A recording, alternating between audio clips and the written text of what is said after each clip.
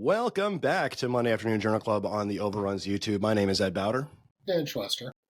And today we're going to talk about chest pain, the big reason that EMS exists. So for a long time, EMS's focus is scary. For a long time, EMS's focus was on, treatment and recovery. And the idea was that if you have a traumatic incident, there's EMS out there to fix you. And then it became more of we're a heart attack fixing vehicle. So we thought it would be fun today to kind of look at some of the data and what it actually says about EMS specifically being a chest pain treating type of center. Now, anecdotally, Dan, I know you and I have treated a lot of chest pain patients, and a lot of them tend to be, it feels like at least, before we get into the data, that a lot of them feel sort of just like routine chest pain, right? Like thoracic pain, chest wall pain, that kind of thing. Yeah, I'd agree with that. I think there's a fair amount of them that turn out to be not obviously, and good for them, not heart attacks. Yep. I think that's more often the answer than having the STEMI or the NSTEMI or OMI, non-occlusive myocardial infarction, whatever we're calling it this week. Whatever the new clinical term for it is. But again, it's a huge differential. There's a lot of things it could be. And a lot of people, a lot of people struggle to find the clinical skills to be able to suss that out. Yeah, I think that's right. And I think generally we end up treating chest pain with the risk of, chest pain. Every chest pain could be a heart attack, so let's treat it like it's a heart attack. And then if we're wrong, we haven't really caused any damage, right? And I think we teach that to our new people. I think we put cardiac at the top of the board. We put MI at the top of the board. Maybe it's the extent of diminishing other diagnoses or potential problems. But I think it's something that we do stress. I'd be interested to see in the studies where we actually are. Is that actually true?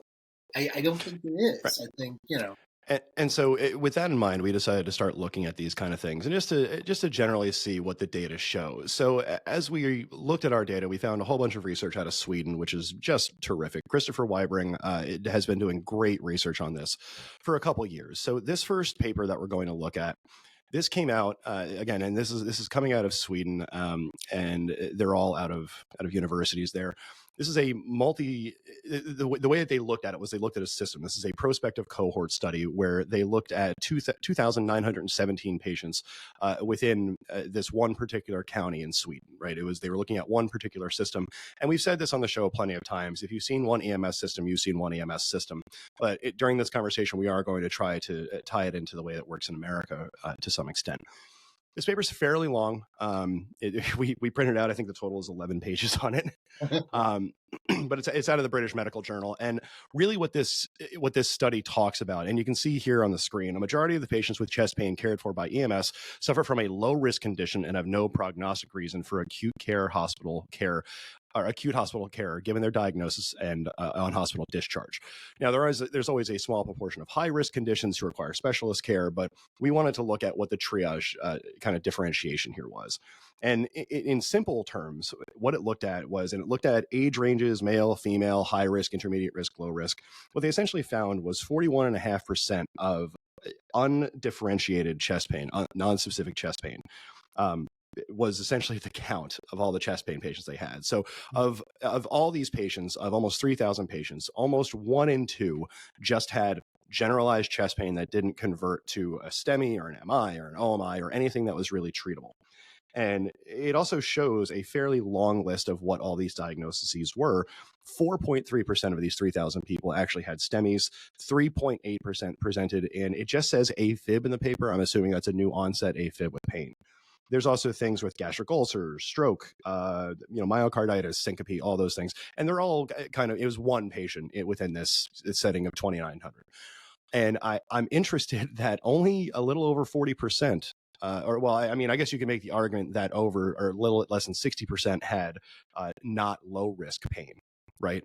But 41.5% just seemed as general, unsubbed chest pain. And I'm wondering what your thoughts are on that, Dan. I think that bears out. I think, like I said, the chest is a big place. There's a lot of things in there. a lot of referred. There's spots where you can get referred pain. There's spots where you can get visceral pain. You can get somatic pain.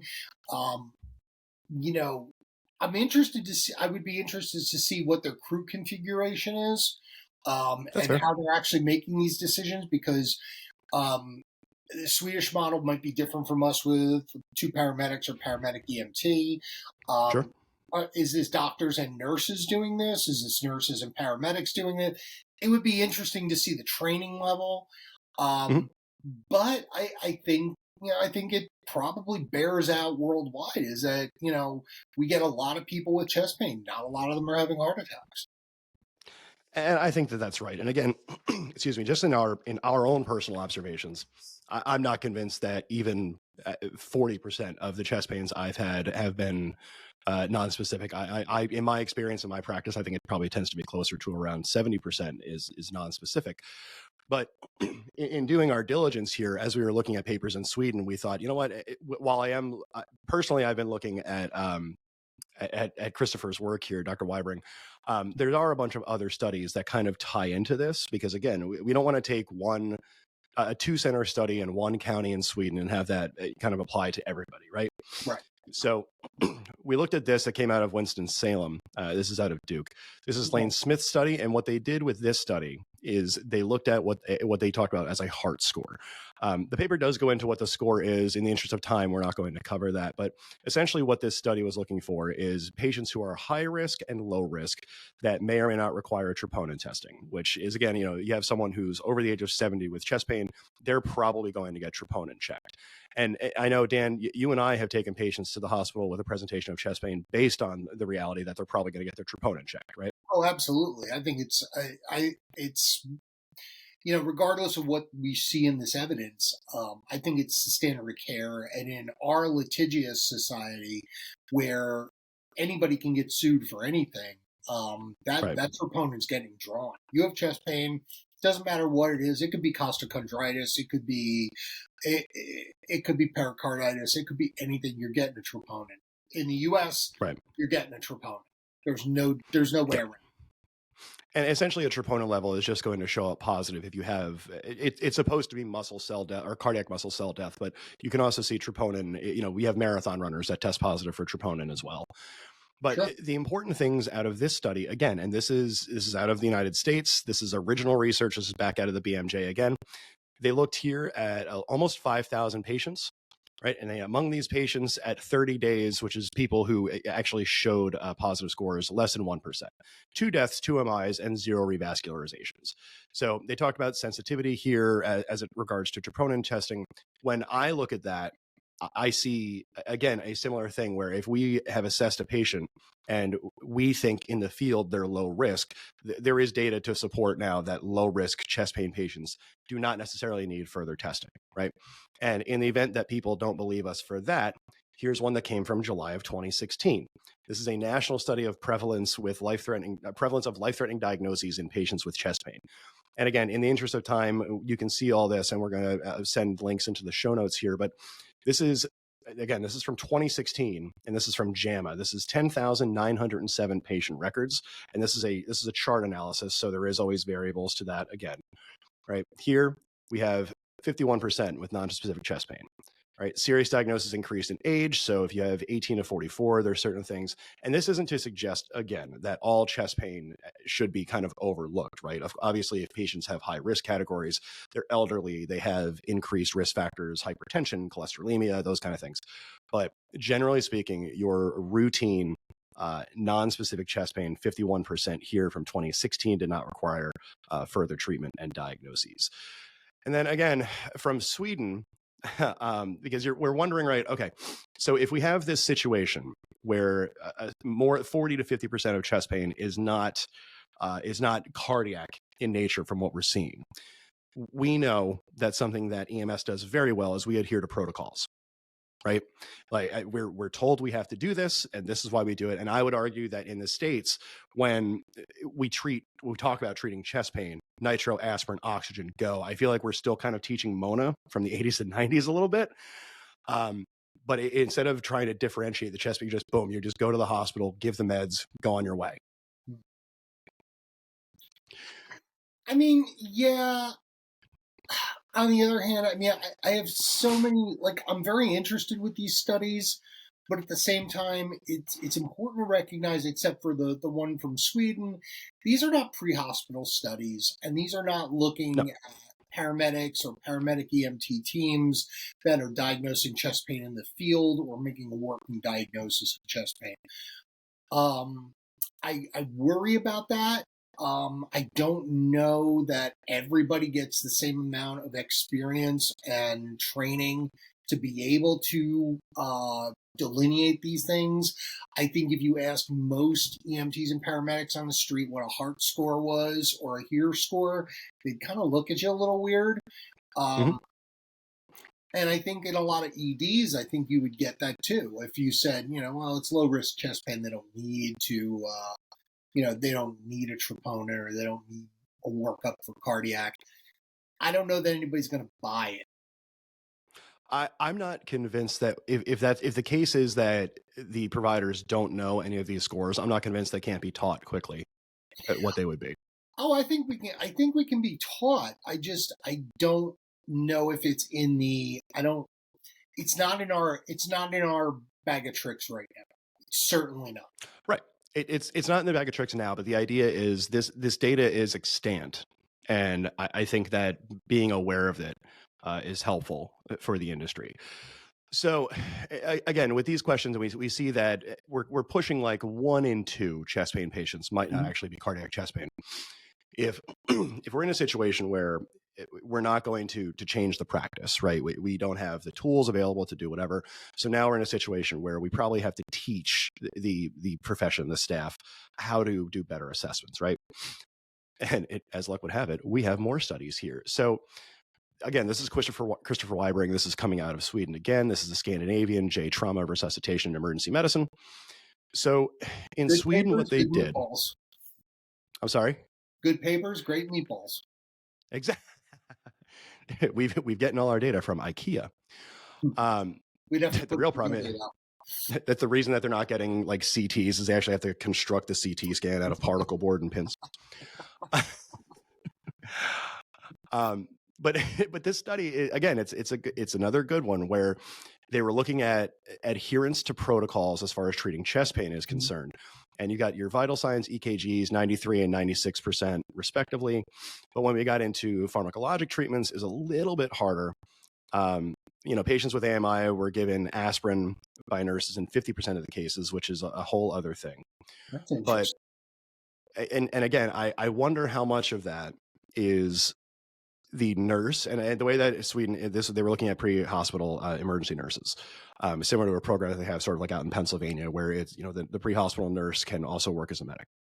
And in this data set, again, here's your EKG, here's your vital sign treatment, which is what we do for everybody. I'm more surprised that vital signs were 93% in the study group. But again, if you're treating a patient who's got chest pain, their heart rate is 60, their blood pressure is 120/70, like your normal classic patient, is that someone that we're going to give aspirin to generally? And again, that's a provider specific question. That's a system specific question. I know that the question of, how far from the hospital are we comes up. Are they already taking a thinner? That data is not elucidated in this study, but it does say that only about 50% of the patients who have chest pain got treated with aspirin.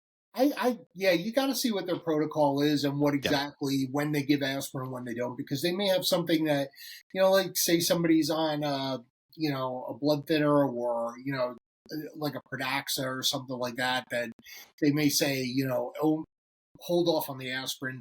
Right. That's Sweden. In the U.S., everybody, listen, let's be honest, anybody with chest pain is getting aspirin. And at this point, Sure. aspirin's a BLS intervention. I honestly can't tell you, especially in our area, with our EMTs being as aggressive as they are, I can't tell you the last time I've given aspirin because the aspirin's already been administered, whether it was on dispatch instructions or it was by the EMT. That job's already done. So, I'm really surprised to see 50%. I'd love to see why. And that's where I think is interesting. Again, and I refuse to believe that pre-hospital nurses are uncomfortable giving aspirin. So I'm sure that there was. I think Yeah, it's no, something I'm else. I'm sure there's variables in patient presentations, but the other paper that I found that I thought was important to this conversation is, and again, this is Dr. Weibring out of the American Journal of Emergency Medicine. This is in 2022. So this came out a couple years ago, and this is a Swedish author in American Journal. But what this study talks about is, and again, this whole data set is available online, but this is really the important thing. When they identified these certain models, which certain presentations are given certain medications and certain treatments, they identified high and low risk conditions with what they call acceptable accuracy. I'm not a huge fan of acceptable, but I understand why it's there. So then a clinical decision support tool based on developmental models may provide valuable clinical guidance and facilitate referral to less resource intensive venues. So going through all of these things, and again, when you've seen one system, you've seen one system, and we're certainly not trying to extrapolate this data out to the population as a whole, but you see this data where, again, 40-50% of chest pain patients are having actual cardiac events. We see that in general, and again, I'm speaking in generalities, we don't know the variable with the aspirin thing. If you train staff to follow protocols, they're usually pretty adherent to protocols. So going through all this, and I understand that we're presenting this as like the chest pain journal club, but I think the important question that at least that I want to ask is, if we know that cardiac chest pain is rare, I say rarely given the data. So we'll say 45% is non-cardiac. And we know that those patients can get discharged with no sequela, no 30-day mortality, no all of that stuff. Having that information available to us, if we establish protocols for BLS providers or for ALS providers to properly recognize what could be cardiac chest pain in a different setting than we currently do it now, because I think the way that we do it now is chest pain equals heart attack, go get them. I wonder if we can improve or change those protocols to try to get providers to understand that, no, it turns out that most chest pain, and again, females classically don't tend to present with chest pain when they have heart attacks, and that's reflected in the BMJ article. Can we establish these protocols to get these patients to better hospitals and better outcomes? And this is a different question than usually the clinical outcome, right? Will they have better clinical outcomes and also financial outcomes, because the cost of chest pain and all that is very intensive for both the hospital and the patient? Well, yeah, I think you've got a point. I think the evidence supports the argument. I think you're probably right in that it would save people an expensive chest pain workup. I don't know the current cost in the ED of what it would cost to have a chest pain workup, but I'm assuming between pre-hospital care, the ambulance, seeing the physician, the testing, whatever's up there, it's not insubstantial. Yep. What I hesitate though is I'd love to see the training and the experience of the pre-hospital clinicians in Sweden that are making these calls. I think we might be surprised to see what they're actually doing or how they're doing it. Yeah, If anybody wants to call from Sweden and let us know, that's great. And Dr. Weibring, what are you doing? I think, to be honest, I think that the pendulum is so far towards, in the United States, of avoiding litigation, avoiding risk. I think it would be very hard for us to do it, to overcome the inertia of these, the hospitals, the cardiology people, the ED people, the agencies, to even get to the point where clinicians could do this on a regular basis. Sure. I don't know that this flies in the U.S. I really don't. I'd love to. I think I'm all for expanding our ability to know things and our ability to talk about things. And I think these studies are very interesting. Half of your chest pain calls are not going to be heart attacks. And that's like, it's worse than that. It's not even that half aren't going to be heart attacks. It's that only 10%, based on this, on the BMJ article, are either NSTEMI or STEMI. 1% were non-specific chest pain. Yeah. 41%. Yeah, 41% is unsub chest pain, and between NSTEMI and STEMI, 10%. Right, which and unsubstantiated chest pain in the U.S. basically means you've been here 6 hours or 8 hours. We really don't know what's going on with you. You don't have anything going on. Go see your cardiologist. Also, just real quick, as far as terminology is concerned, because we're saying, so I say unsub as unspecified, Okay. Or non-diagnosed chest pain. There, whatever, however people say it, it's essentially anything that we're saying is for undifferentiated chest pain, Right. which is just to say I have pain in my chest. So it can be unsub, can be unspecified, unspecific, non-specific. It's a whole bunch of different medical terms. Okay. That people use interchangeably, just for the audience in case it. Yes, right. We hear it just for the audience, just so they hear it, because I don't want people running around saying unsub chest pain without knowing what I'm meaning when I say it. Yeah, please don't do that. Yeah, don't ever quote me. Right, but again, like I said, I think it's an academically interesting exercise. I think it shows some really interesting data, and I think down the road maybe we do need to start thinking about applying a score or looking at patients from a more objective perspective of what actually is going on with that patient. Do I think it's practical right now? Is this something that's practice changing? No way. No. And that's not really the point. What I think the point is here is we're getting to the point, and data takes, it takes 10, 15 years for data to actually be accepted. I mean, people are still debating Weingart and Levitan's paper from 2011 as if, whether intubation is an appropriate intervention. Listen, we're finally turning the corner on whole blood. I mean, and that data has been out 15, 20 years. Right. So I think it's interesting to come up with it to talk about it now, because again, we have the JAMA article from 2016 that says, like, look, we're just not seeing it. And one of the most important things in data is you want to have further data either support or refute that first thesis, right? Which is, if we're just saying, like, not all chest pain is cardiac and we need to stop treating it that way, well, then you need someone who can justify that not all chest pain is cardiac. Then when someone does that, someone has to repeat it, which is why research moves at such a glacial pace, which is infuriating to me because I'm a very impatient person. But it seems now we have the data, we have examples of how to assess these patients and how to kind of assess their risk.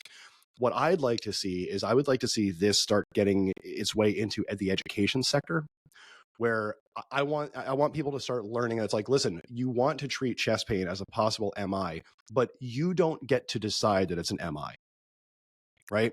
Like, find what's going on with the patient. Are they showing signs of a heart attack? Of a 12 lead or something like that, absolutely. Yeah. Where I do think this has really exciting applicability, and we'll close out after this, is the movement of pre-hospital expanded care, community paramedicine, whatever you want to call it.